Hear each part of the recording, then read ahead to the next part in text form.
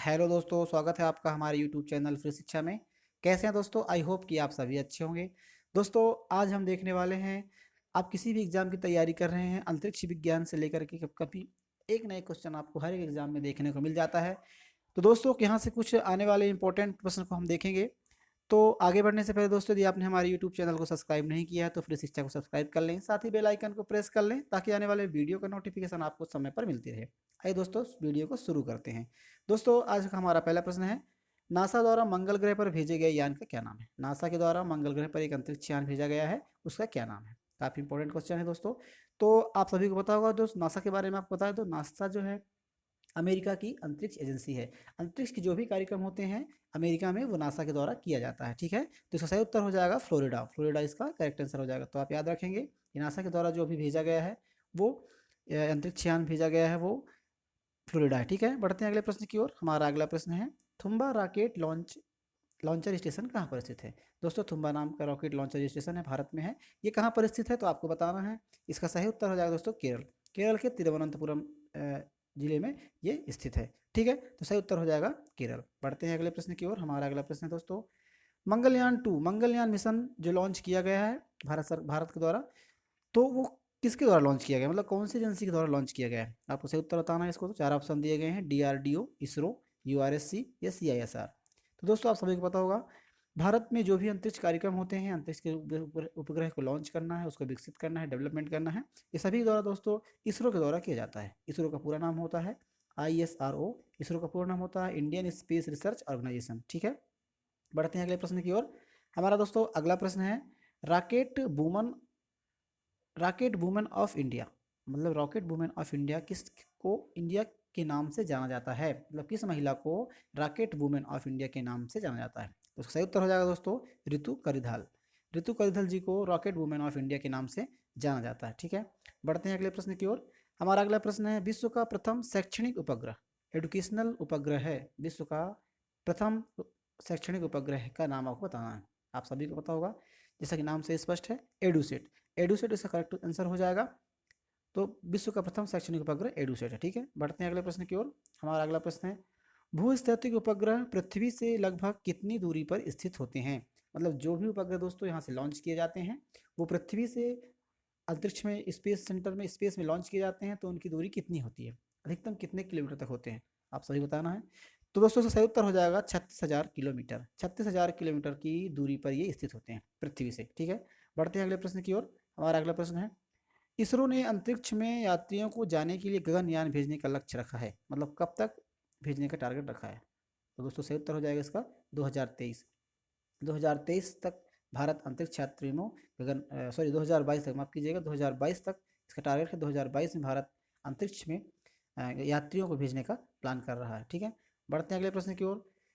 JAXA किस देश की अंतरिक्ष एजेंसी है? JAXA, जाक्सा किस देश की अंतरिक्ष एजेंसी है, ये आपको बताना है। काफ़ी इंपॉर्टेंट क्वेश्चन है दोस्तों।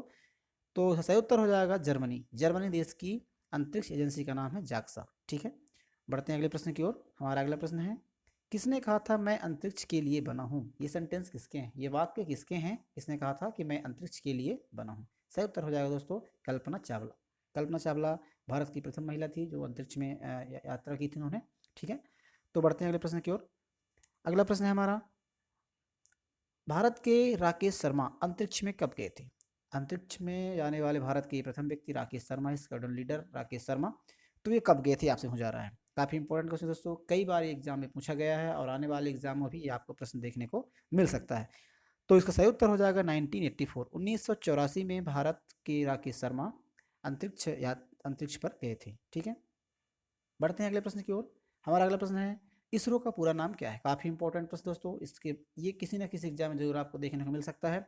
इसरो का पूरा नाम आप याद कर लें, Indian Space Research Organisation. ISRO का पूरा फॉर्म, फुल फॉर्म होता है। इसरो का पूरा नाम क्या है? Indian Space Research Organisation. ठीक है, बढ़ते हैं अगले प्रश्न की ओर।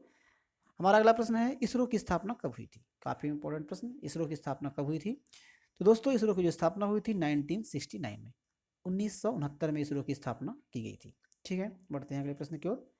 हमारा अगला प्रश्न है, अंतरिक्ष में जाने वाले प्रथम व्यक्ति मेजर यूरी गागरिन किस देश से संबंधित हैं? मेजर यूरी गागरिन, आप सभी पता होगा, मेजर यूरी गागरिन अंतरिक्ष में जाने वाले प्रथम व्यक्ति थे। तो उनका संबंध किस देश से रहा है? तो आप सभी को पता होगा सोवियत संघ रूस, रूस से उसका संबंध रहा है। सही उत्तर हो जाएगा दोस्तों रूस। ठीक है, बढ़ते हैं अगले प्रश्न की ओर।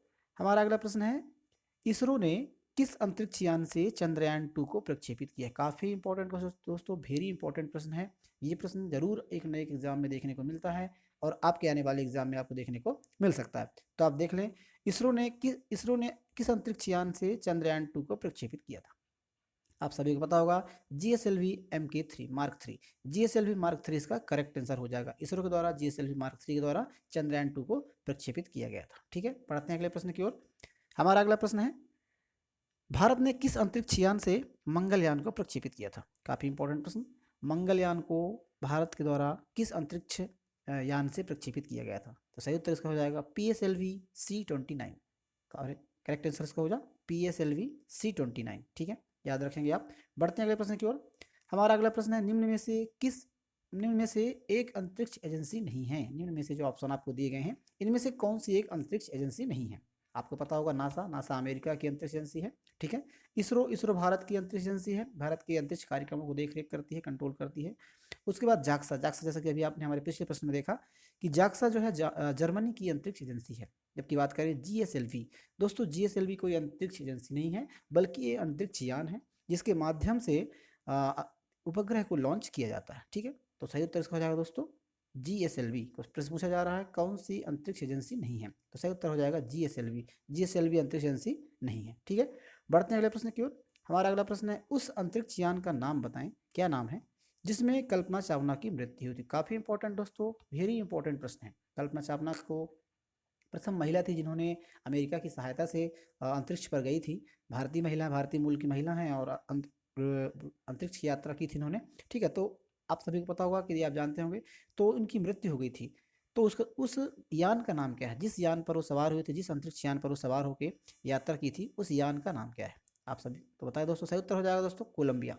कोलंबिया के स्यूज कैप्सूल नामक वो यान पे यात्रा की थी, जो पहुंच तो गए थे, लेकिन जब पृथ्वी में जब उन्होंने प्रवेश किया था, जब वो वापस अंतरिक्ष यात्रा करके वापस लौट रहे थे, तो पृथ्वी के वायुमंडल में प्रवेश करते समय ही ये कोलंबिया नामक अंतरिक्ष यान क्रैश हो गया था और उनकी मृत्यु हो गई थी। ठीक है, बढ़ते हैं अगले प्रश्न की ओर।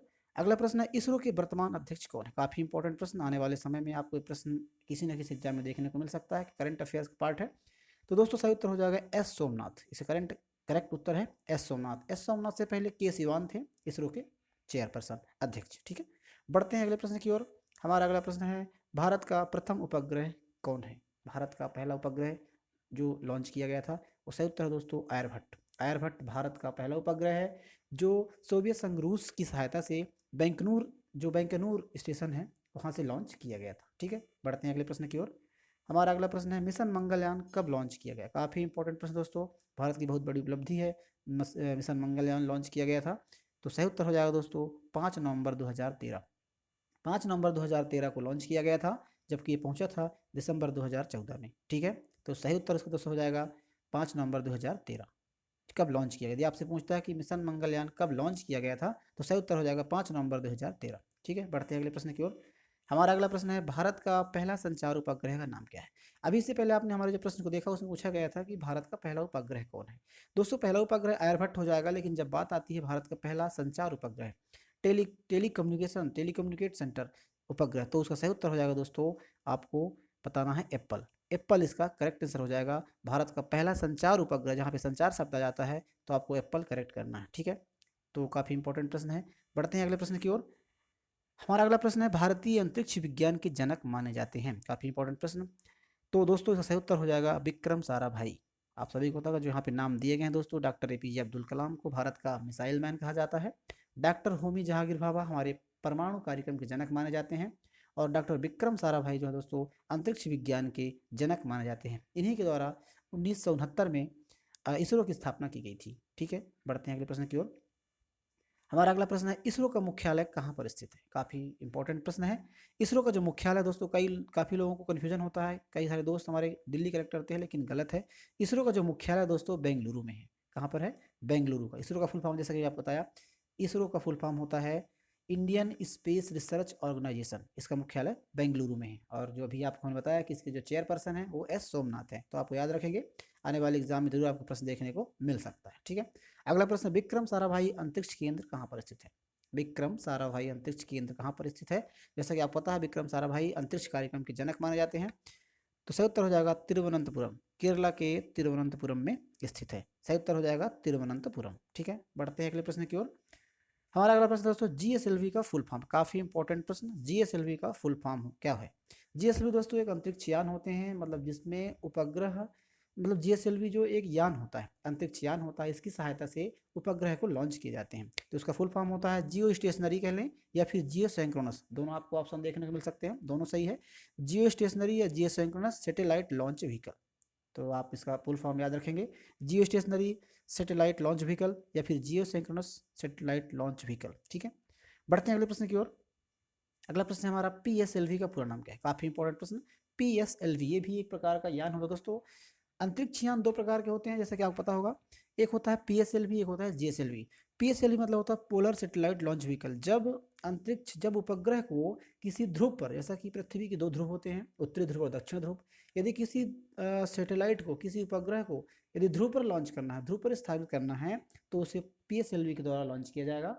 और यदि ध्रुव के अलावा किसी भी स्थान पर लॉन्च करना है या फिर प्रक्षेपित करना है, तो उसे जीएसएलवी के माध्यम से प्रक्षेपित किया जाता है।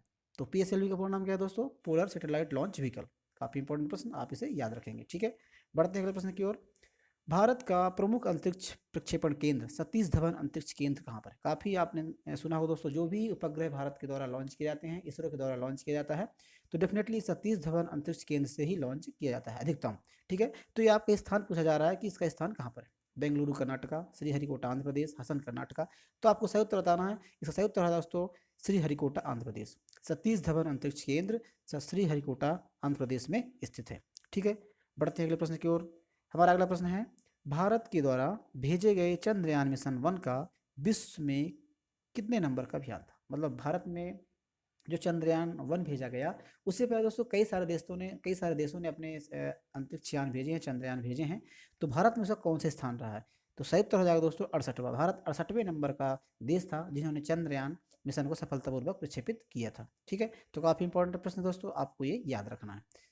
ठीक है, बढ़ते हैं अगले प्रश्न की ओर। हमारा अगला प्रश्न है, मंगलयान उपग्रह प्रक्षेपण कहाँ से किया गया? आप सभी पता होगा, मंगलयान ग्रह का उपग्रह प्रक्षेपण, मंगलयान भेजा गया था 2013 में, ये कब भेजा, मतलब किस स्थान से भेजा गया था? सही उत्तर हो जाएगा दोस्तों श्रीहरिकोटा। श्रीहरिकोटा सतीश धवन अंतरिक्ष केंद्र से प्रक्षेपित किया गया था। ठीक है, आज देखते हैं दोस्तों, हमारा लास्ट प्रश्न है और अंतिम प्रश्न है, काफी इंपॉर्टेंट प्रश्न है। चंद्रमा पर कदम रखने वाला व्यक्ति, पहला व्यक्ति कौन है? चंद्रमा पर पहला व्यक्ति किसने कदम रखा था?